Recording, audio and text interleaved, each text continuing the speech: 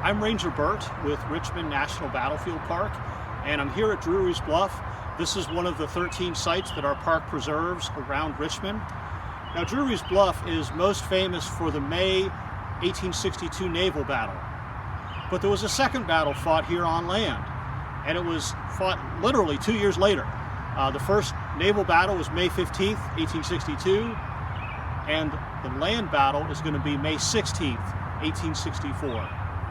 And what we have at that time is a Union force called the Army of the James, about 30,000 troops under the command of General Benjamin Butler. And they were going to come up by water, land at a place called Bermuda Hundred. And their plan is to march inland and attack Richmond from the south. The Confederate defenders in this area are led by General Pierre Beauregard. Beauregard has a mixture of local defense troops, men without a lot of experience, but he also has some combat veterans with him. Now, this unfolds at the beginning of May 1864, and to put it into context, it's the same time that the two main armies, the Army of the Potomac and the Army of Northern Virginia, are fighting at the Wilderness and then moving to Spotsylvania. Now, the second battle here at Drewry's Bluff is not well known. There's really nothing preserved from it, but it's a pretty significant battle.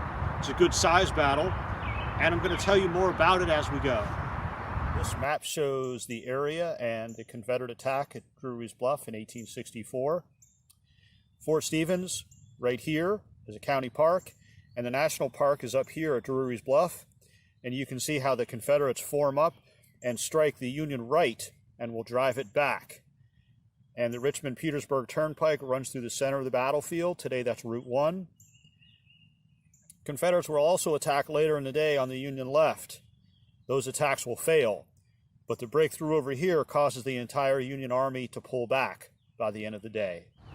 Well, right now I'm standing at Fort Stevens, and this is one area of the battlefield that thankfully is preserved.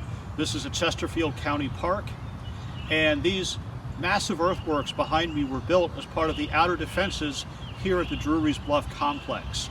Now, Drewry's Bluff itself is about a mile to the north of where I'm standing, and so these earthworks were built to the south of it, in front of it, to help slow down any Union attack from the south. And that's exactly what they're going to do. Now, beyond the fort, out in front, would be the 9th New Jersey and the rest of the Union 18th Corps, deployed in some very hasty trenches.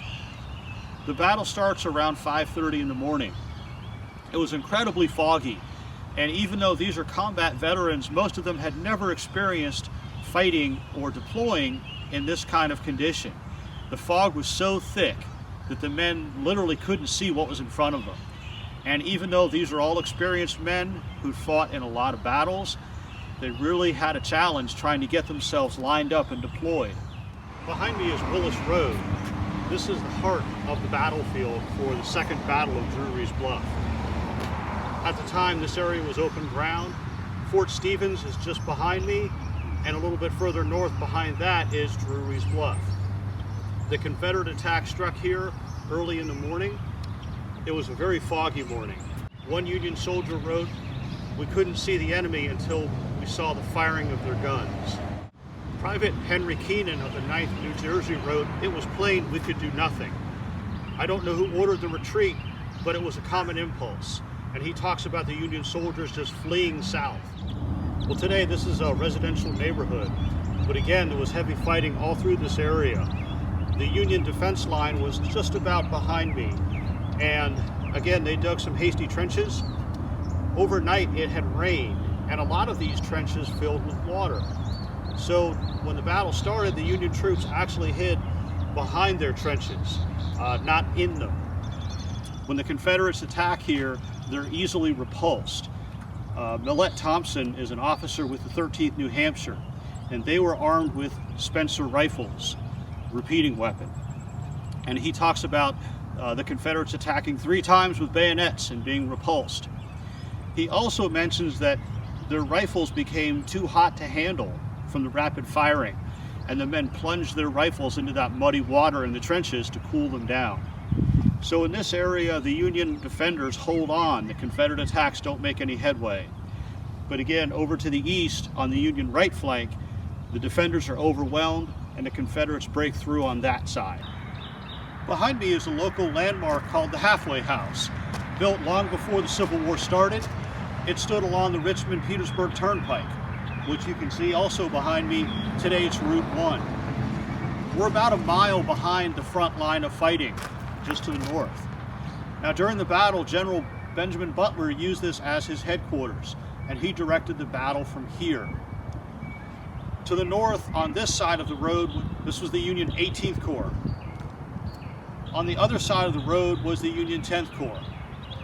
Around 6 in the morning when the battle started, the first Confederate attacks struck the Union 18th Corps directly north of me, and they start to overwhelm those defenders.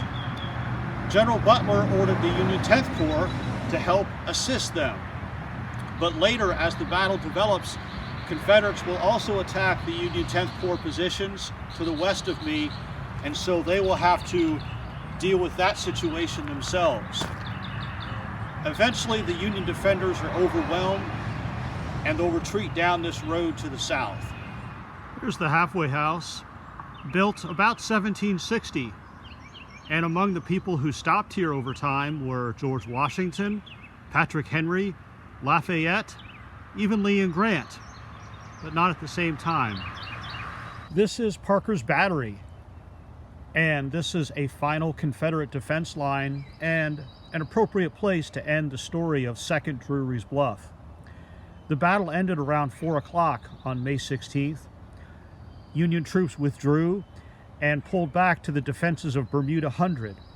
By about 9 o'clock, they had started to dig in, and Benjamin Butler's Army of the James was bottled up. The Confederates pursued them, and both sides dug a series of trenches across the peninsula between the James and Appomattox rivers. What you're seeing are the final Confederate defense lines. This is the Parker's Battery section of the National Park. We preserve a section here of the Confederate earthworks. This is Parker's Battery. Now, Parker's Battery was recruited in Richmond, and these artillerymen fought throughout the Civil War. This is where they would end their service, holding these trenches for the last couple of months of the war.